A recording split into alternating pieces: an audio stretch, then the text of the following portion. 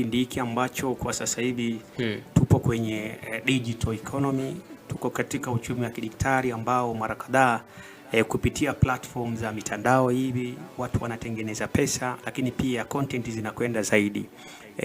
Kuna faida nyingi sana ambazo hifadhi ya Ngorongoro watakwenda kuzipata. Jambo la kwanza, hifadhi ya Ngorongoro kuna watu wengi sana wako Tanzania, lakini wengine wako nje ya nchi bado hawajaijua vizuri. Yaani hawajaijua vizuri hii ni hifadhi ya namna gani, jiografia yake na mazingira yake. Sasa kupitia tamasha hili, kwa sababu Simba itakaa pale Arusha, kuna watu watakwenda moja kwa moja kuvisit ndani ya hifadhi. Kipindi tu Simba watakapoanza tamasha wakiwa pale, huko ndiko watakuja kugundua karibu wilaya nzima ya Loliondo pale Arusha iko ndani ya hifadhi ya Ngorongoro. Na mara kadhaa eneo hili limekuwa ni la urithi mkubwa sana ndani ya Jamhuri ya Muungano wa Tanzania. Ngorongoro Conservation Area ni urithi mkubwa ambao kama taifa tunajivunia kuwa nao, lakini Watanzania walio wengi hawajafika pale. Kwa hiyo faida ya kwanza, kabla ya kuja wageni, tunazungumzia wale ambao wanatumia international tourism.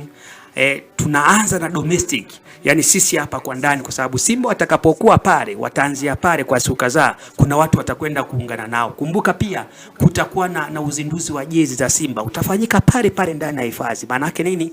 Kama nilivyosema, jambo la kwanza, kuna watu wengi sana watakwenda pale. Hii itakwenda ku correct revenues. Kuna uwezekano mkubwa kwa kiingilio kidogo ambacho hifadhi itakuwa imekiweka, kwa sababu wana Simba pia watakwenda pale. Maana yake kutakuwa na ongezeko kubwa sana la makusanyo ya kuingia ndani ya hifadhi kwa mwezi huu wa 7, la kwanza. Lakini la pili, ni watu sasa kuyajua maeneo yote ya Ngorongoro, kwa maana kujua pati za Ngorongoro zipoje na mazingira yake yapoje. Kwa watu ambao wameshawahi kufika pale Ngorongoro, kuna msitu mkubwa sana ambao unabeba 20% ya hifadhi yote. Ni msitu ambao una uwezo wa yani zaidi ya kilomita 800 unatembea, yani ni msitu mkubwa sana ambao uko ndani mle. Kwa hiyo kuna watu watatamani kwenda kujua haya mazingira yapoje na kwa nini msitu umekuwa ni mkubwa hivi, ambao umeweza kuwezesha kwa namna moja ama nyingine jambo ambalo kwenye dunia ambayo tunaishi ungeweza kusema ni impossible, lakini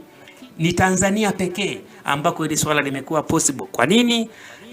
Kuona hifadhi ambayo wanadamu wanaishi na wanyama kwa pamoja.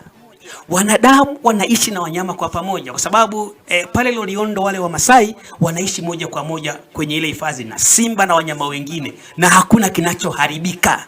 Yani wanakaa kwa pamoja, maisha yanakwenda na hakuna kinachoharibika. Haya ni vitu ambavyo sasa bodi ya utalii kupitia hifadhi, kwa sababu kwa Tanzania tunaposema Ngorongoro